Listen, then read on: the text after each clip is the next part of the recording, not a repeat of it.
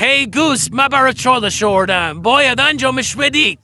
ببین ربات جون، من از هر چالش میگذرم، تو فقط بگو ببینم چی میدی.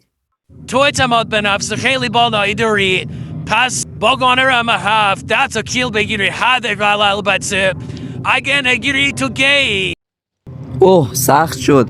پس ربات جون تو باید به بچه ها بگی که 100% لایکو بکوبن. بریم سراغ چاله.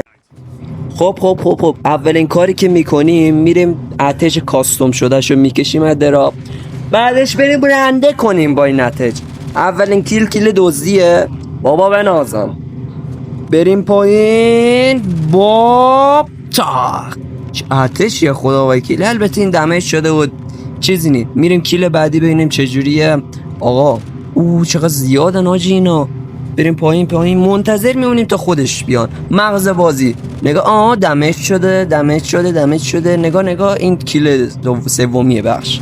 اینم کیل چهارمی دمج شده. کیلوزی همین کیلوزی حساب میشن، نگران هیچ نباشین. بیا پایین بابا بنازم. چه خدا وکیلی گانه خوبیه.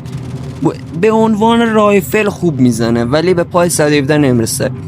ایم تو ایم با 117 میخوره. ولی خب کیل پنجم ششم هم میزنیم. میریم برای کیل های بعدی. بریم ایناش. کمپر رو نگاه. آخه میسم میده آخه بدبخت اسنایپر دمج داد دلغک دمج داده بس میبریم. فرار کن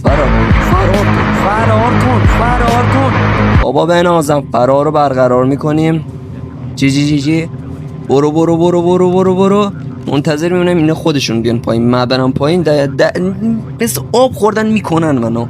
وای میسه حکم کردن حاجی. به گاه رفتیم جلو دستم هم حاجی. نیا حالا بیا که من قرار جرت بدم. بخور. وای حاجی چقدر تو سفیدی. نه تو چقدر سفیدی. چیزی نیمه دنبالت میکنم. کجا میری عمو جون؟ اینم کیل هشتم. بریم برای کیل بعدی. یکی از پلا داره میاد بالا. بیا نه تیرم تمام. بزن بابا بنازم. گان خدا وکیلی گان خوبیه. حتما اتشش آخر ویدیو میزنم استفاده کنین. اینم از این. خودم دمج کردم دیگه نگین. اینم کیل 10 تا کیل با